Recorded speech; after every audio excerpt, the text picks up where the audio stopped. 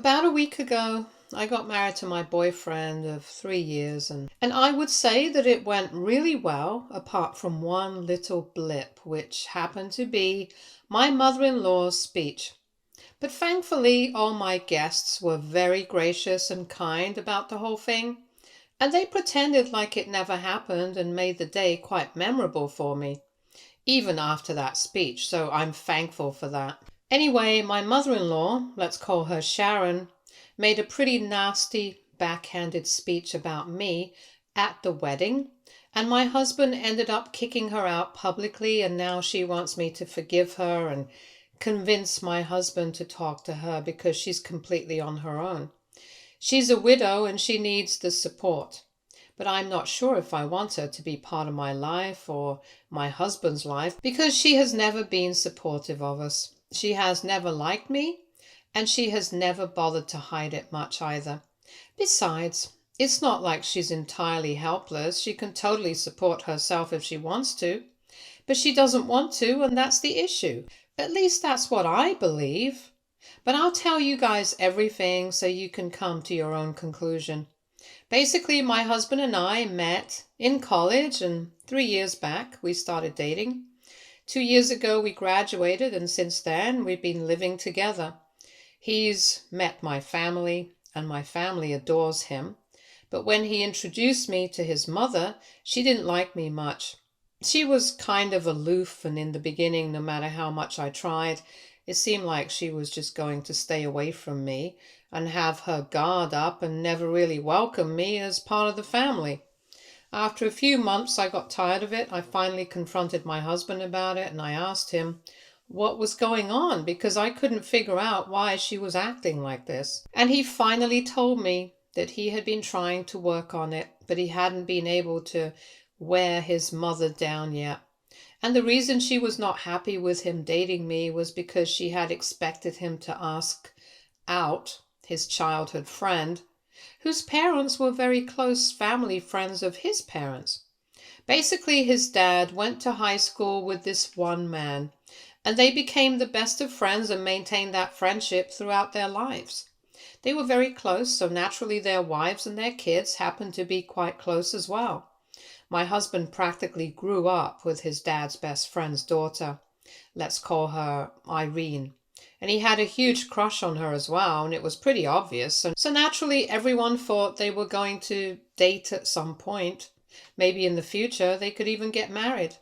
That's definitely what his parents would have wanted for him. But then his dad unfortunately passed away when he was in high school.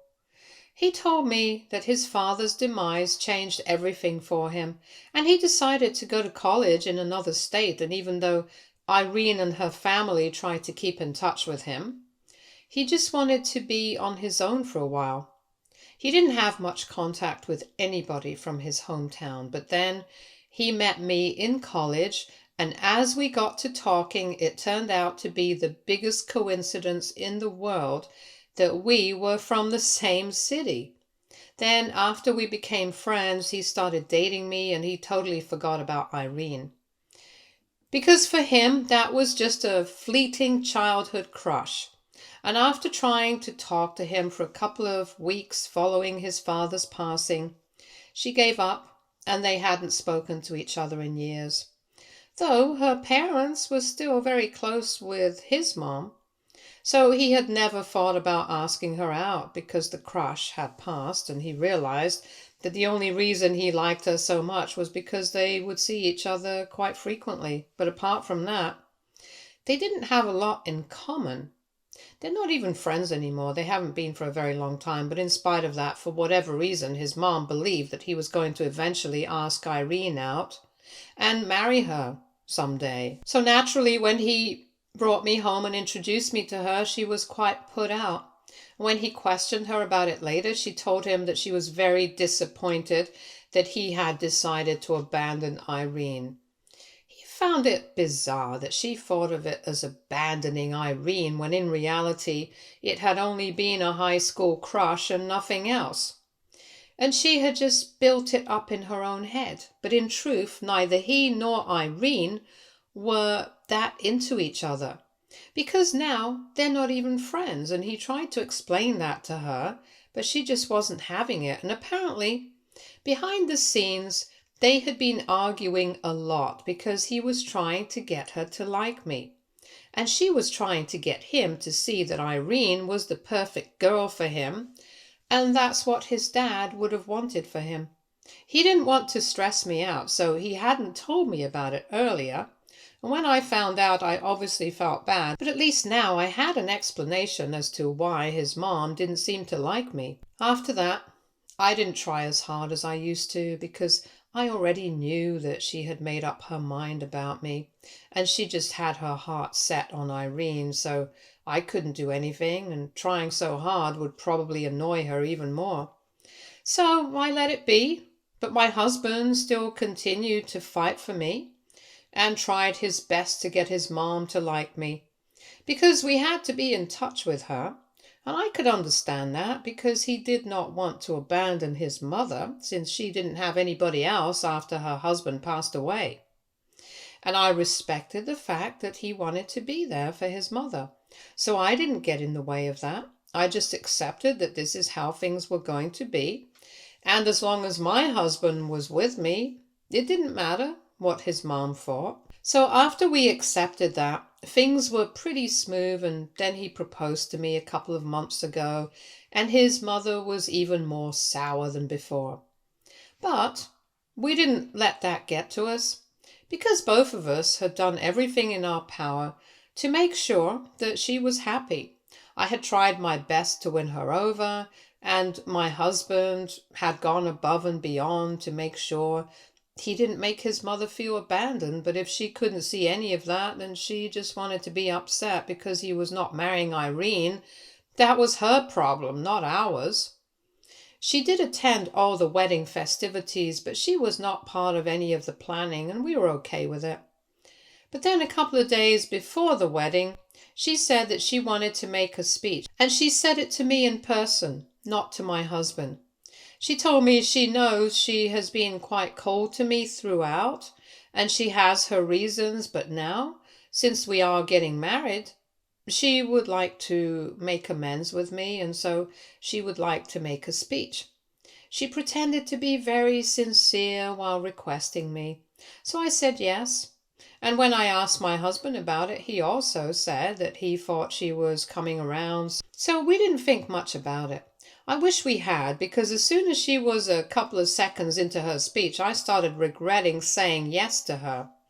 Because, like I said, in the beginning itself, her speech was pretty backhanded, and she was talking about how she felt a little let down, a little disappointed, and how she believed that her son had failed the expectations that she and her father had set for him. But nevertheless, she wanted him to be happy, and after that, I barely registered what she was saying because I was so embarrassed and offended.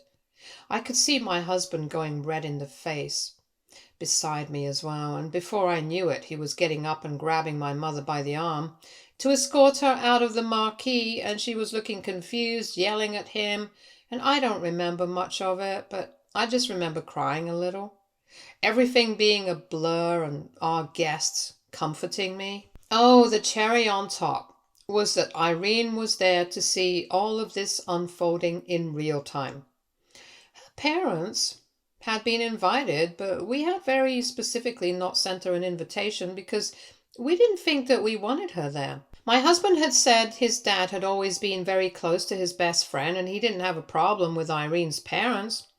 They had always kept in touch with him, even when he had ghosted everyone. But Irene herself was not that close to him anymore. And given his mom's expectations, he didn't think it would be appropriate to invite her to our wedding. And before anybody questions our decision of inviting Irene's parents to the wedding, let me just say that her parents have always been very nice to my husband. And even recently, when he got engaged, they were one of the first people to congratulate us after we announced it on social media. So they don't have any bad blood with us, but I don't know what went wrong with Irene. She decided to show up uninvited, which was just bizarre because it's not like she has expressed any sort of interest in my husband's life in the past couple of years. She's looked quite happy in her own life, so it was very weird when she showed up and then she walked straight to my husband to congratulate us, and she didn't even look at me until she had to make a passive-aggressive comment about how I was already taking up so much place on my husband's life that he was forgetting his oldest friend. It was unwarranted. It didn't make sense because Irene had never seemed interested in my husband. He says so himself. And she's probably known that he's been with somebody else for the past 3 years. So if she had a problem with me, wouldn't it have come up sooner? Anyway, it did make us uncomfortable, and her parents also looked embarrassed, but she was the least of our problems that day. We thought that she must have found out about the wedding and everything from her parents, but after everything unfolded, her parents specifically reached out to my husband to let him know that they were aware of the fact that he had not invited Irene. So they had been respectful of it, and they had not told Irene anything about the specifics of the wedding. All she knew was that he was getting married, but she didn't know when or where, and she hadn't even asked them. So the assumption that we had made when we saw her, that she must have tagged along with her parents and they must have let her, turned out to be incorrect. So there was only one person who could have told her where to find us, and that had to be my mother-in-law. And I wished that we had known that she had tagged along with her parents. And she had come separately, because that way we would have been able to figure out that it was Sharon who was responsible for bringing her. And then we never would have let her make that speech, but it's too late. The day after the wedding, my husband and I did speak to each other about what we wanted to do regarding the situation with Sharon. And we decided to just let it be for a couple of days. Of course, she didn't know that, so she kept trying to contact my husband. She kept trying to call him and text him, but he didn't respond. And when he finally did read all the messages that she had left him, it was basically her defending herself, saying that she was only expressing her true feelings in her speech. And she couldn't exactly lie about how she felt, because she did feel disappointed, and she thought that she had the right to say it out loud. That being said, it didn't stop us from getting married.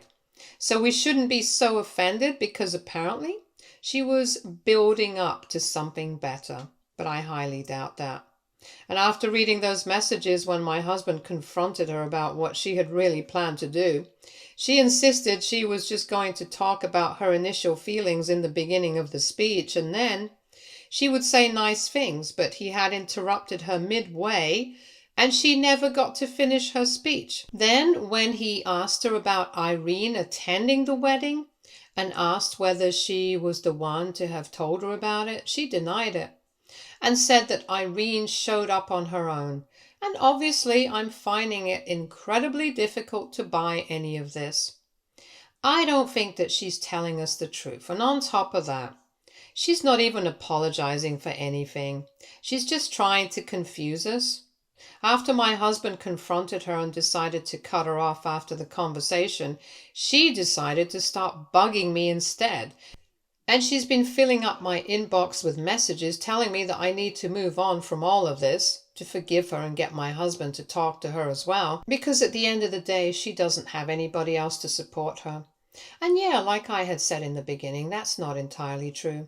She's close to retirement age, but she has not retired yet. She's been working in advertising for the past many years, so I refuse to believe that a woman of her age hasn't been able to save up anything. Besides, she hasn't had to spend much on her husband because his grandparents already had a college fund set up for him. And after that, he started working. So he has always been independent ever since his father passed away. My father-in-law had passed away from a sudden stroke, and he was not that old. But even then, he had managed to save up some money. Most of it went to her. So she has treated my husband as a retirement plan, and that's the truth. Whenever he's tried to distance her in the past, she has guilt-tripped him, and that's what she's trying to do right now as well. She's not as helpless as she makes herself out to be. And I hate to say this, but I really think we'll be better off without her in our lives. So AITA for wanting to cut my mother-in-law out of my life after she tried to ruin my wedding. Update 1. Hi everyone. It's been a week since my wedding, and I would just like to thank everybody who commented on my post and told me that it was completely fine for me to want to cut my mother-in-law out of my life, especially after everything that she had put me through on my wedding day. I don't deserve that, and you guys are right. I really don't deserve that because I have done nothing but be nice to her. And even when I've distanced myself from her, it's not like that has hurt her in any way. But she has actively tried to hurt me. She has always had it in for me, and I can't deal with that kind of crap anymore. So I told my husband that I had been thinking about all of this, and I even showed him my post and all of the comments, and he told me that he's not going to talk to his mom until I'm okay with having a relationship with her. And if I'm never okay with it, then he's not going to talk to her ever again, because for him right now, nothing matters more than my peace of mind. And he told me that he was pretty exhausted too, because he had been trying his best to do right by his father. And he was trying to be a good son because he knew that his mother didn't have anybody else to count on, but she was the one who was pushing away. She was pushing things way too much, and she needed to realize that she can't just do things and get away with them all the time because it's just taking people for granted. So we have both blocked her, and right now we don't have anything to do with her. Even if we do forgive her in the future, for now, we're just thinking about ourselves. We're going off on our honeymoon in a couple of days. We don't want any disturbance during that time. We want to be able to enjoy ourselves fully. And yeah, I just want to forget about all of this crap that happened at the wedding. I'm not saying that I didn't have fun, but I could have definitely done without the drama that went on with his mom and Irene. Update 2.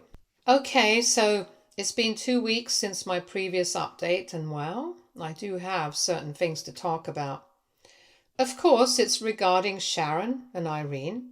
I just don't understand why they can't leave me alone, but well, I guess they're just obsessed or something.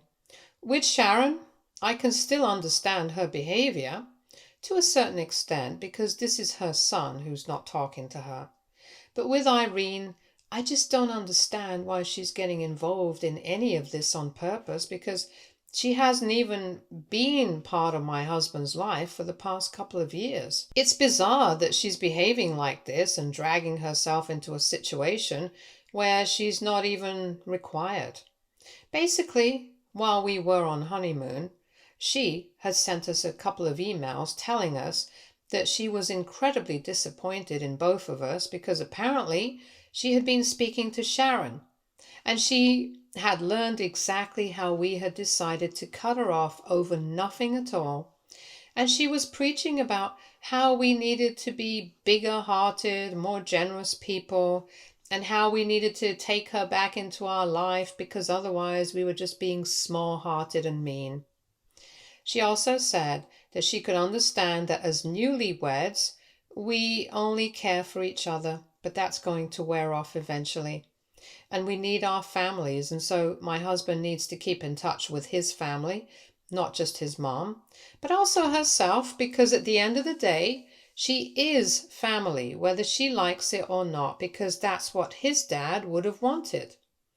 I mean, inserting yourself into somebody's family on purpose is crazy, especially when you haven't even been in touch with them and cared about them in the past couple of years.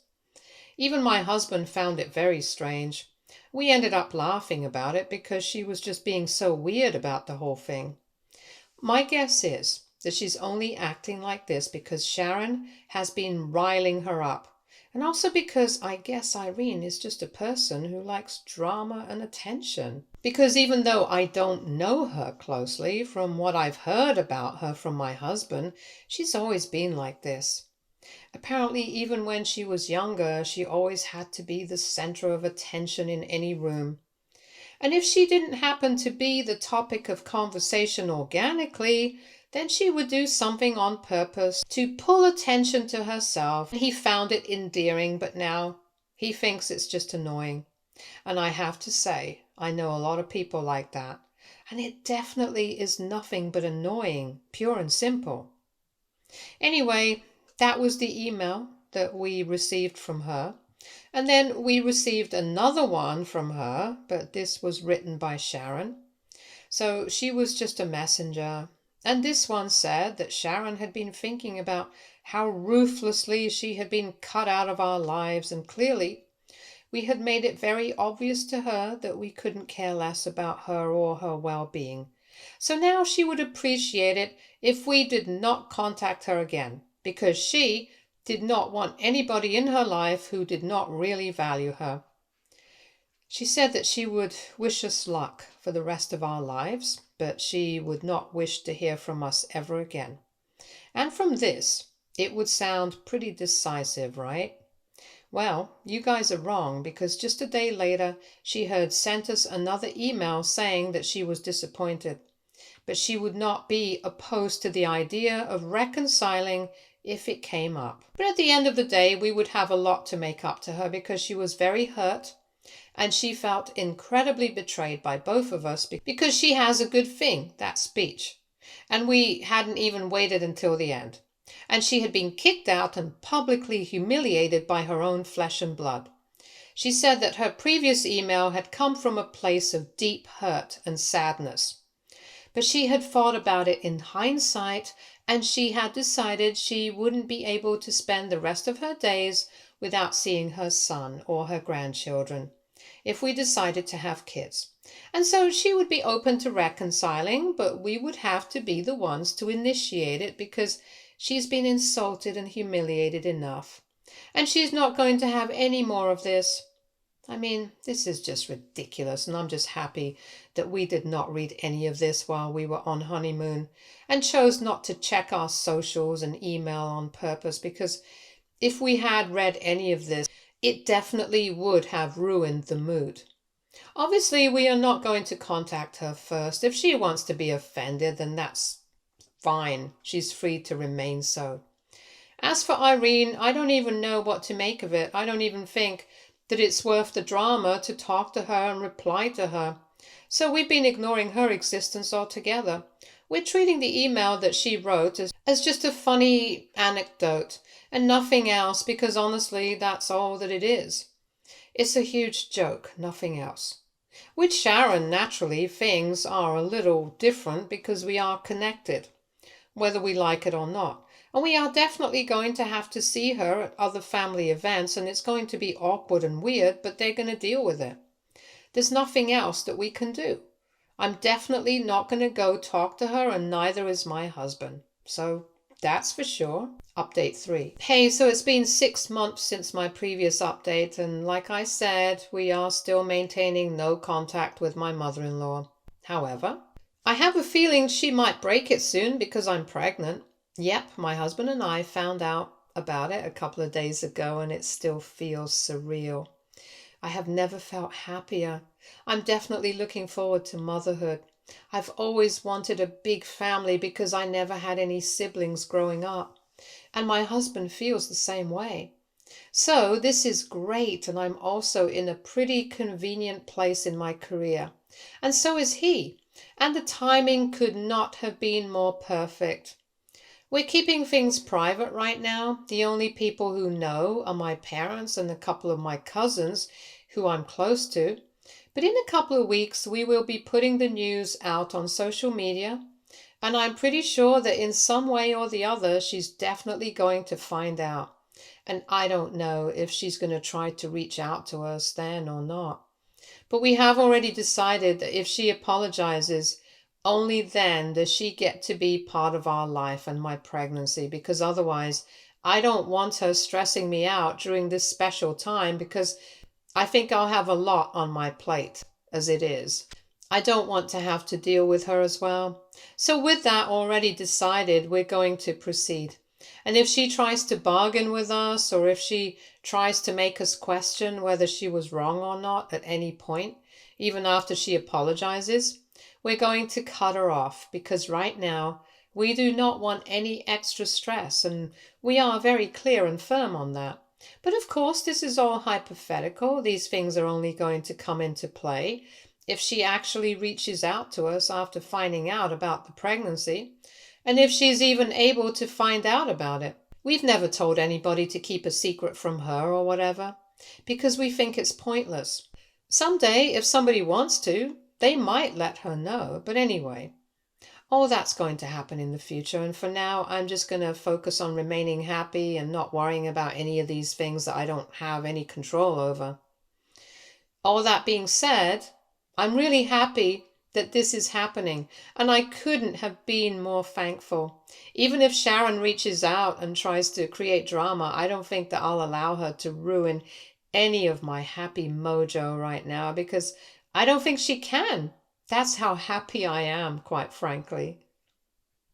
Update 4. Hey, it's been 2 weeks since we made the social media announcement.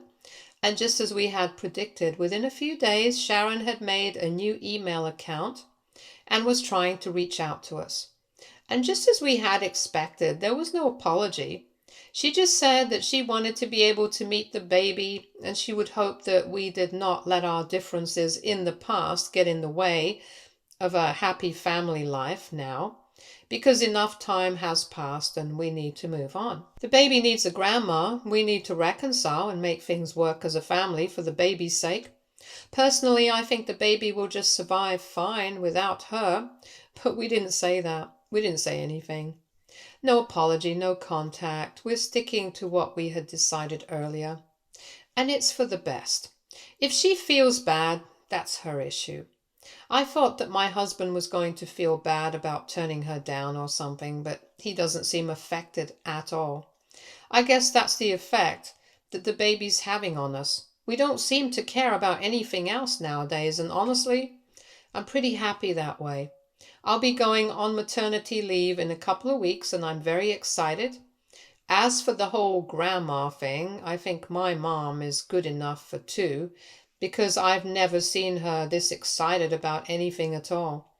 So while I think it would be nice to have all grandparents on board, I don't think it's a necessity for the baby as such.